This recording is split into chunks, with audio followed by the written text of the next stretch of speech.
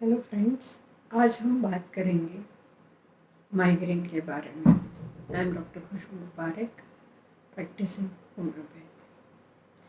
Migraine यानी one sided headache जो फ्रिक्वेंटली होता है। उसका एक फिक्स पैटर्न होता है। एवरी वीक में 2 बार, every 15 days, every monthly. Fix एक ही साइड पेन होना, नोसिया होना, घबराहट होना, उल्टी आना, चक्कर आना। और वो पेन इतना भयंकर होता है कि पेशेंट सहन नहीं कर पाता है। तो होम्योपैथी का इसमें क्या रोल है ये देखेंगे, कि क्यों होता है ये भी देखेंगे। हेडेक होता है, हेडेक कभी कभी हो जाता है ड्यू टू ओवर स्ट्रेस की वजह से या तो भूखे रहने की वजह से। लेकिन माइग्रेन बार बार रिपीटेडली हेडेक होना, उसे माइग्रेन कहते हैं। अब माइग्रेन क्यों होता है? There are lots of reasons. अभी जो फास्टिंग का फेस्टिवल चल रहा है उसमें बहुत ज़्यादा माइग्रेन की बीमारियां बढ़ जाती हैं, क्योंकि खाली पेट रहते हैं, गैस फॉर्मेशन होता है, एसिडिटी होता है, कॉन्स्टिपेशन होता है, पानी कम पीते हैं, हाइड्रेटेड नहीं रहते पेशेंट्स। उसकी वजह से आपका जो न्यूरॉन्स होते हैं ब्रेन के, वो थक जाते हैं और उसकी वजह से पेन शुरू हो जाता है।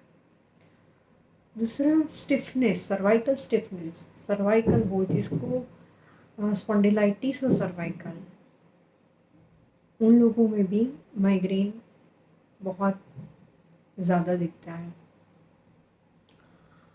हार्मोनल इम्बैलेंस, मेनोपॉज़ल टाइम हो या तो हार्मोनल इम्बैलेंस हो, मेंसेस इरेगुलर हो, मेंसेस के आगे पीएमएस में भी, प्री मेंस्ट्रुअल पीरियड में भी माइग्रेन हो जाता है कई लेडीज़ में, क्योंकि हार्मोन का इम्बैलेंस हो जाता है, रेगुलर पीरियड नहीं होते हैं, बॉडी में बहुत ज़्यादा इम्बैलेंस की वजह से हमारा जो न्यूरॉन्स होते हैं वो सहन नहीं कर पाते और हेडेक होता है।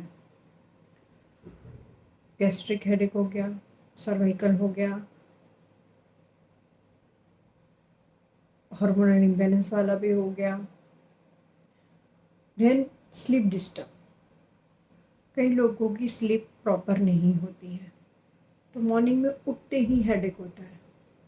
बीपी की वजह से भी हेडेक होता है, पर बीपी का हेडेक इज़ डिफरेंट।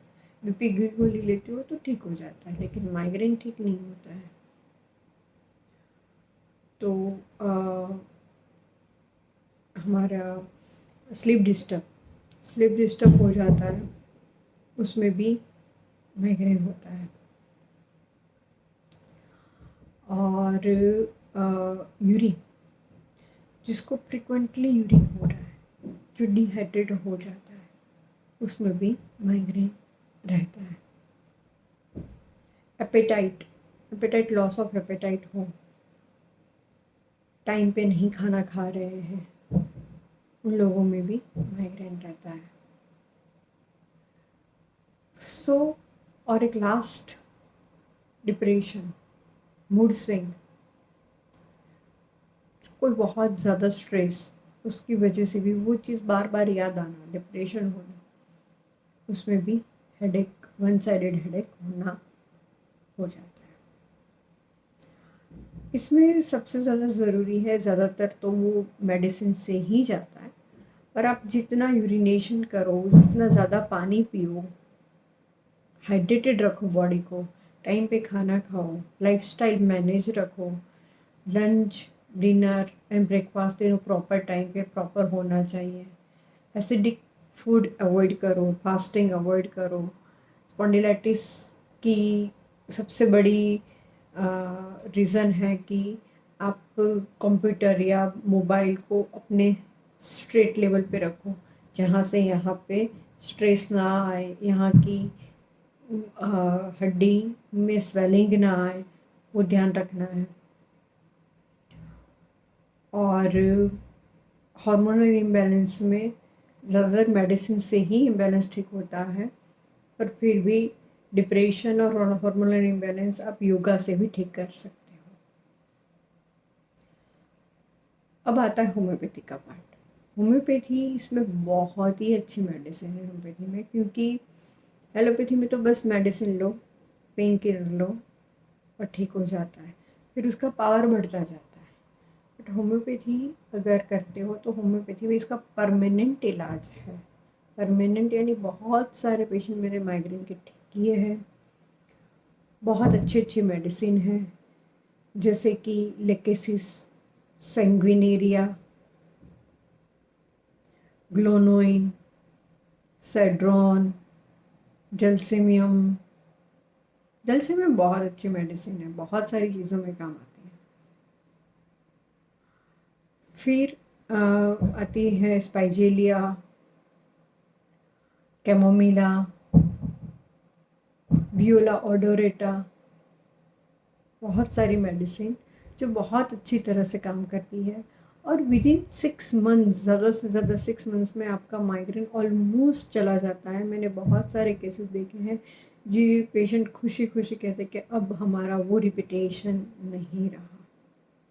इसके साथ साथ आपको अगर हार्मोनल इम्बैलेंस है तो वो भी मैनेज करना है।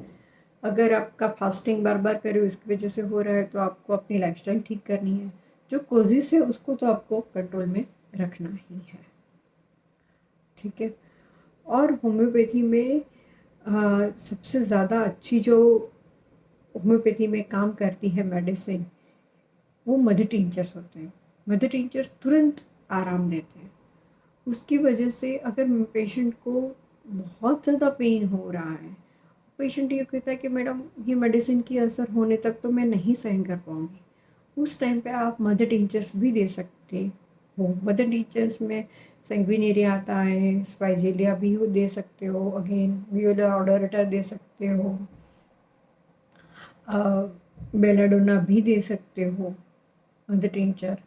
और बहुत सारे दूसरे मेडिसिन हैं मदर टिंचर, वो उसी टाइम पे देके आप उनकी इलाज कर सकते हो।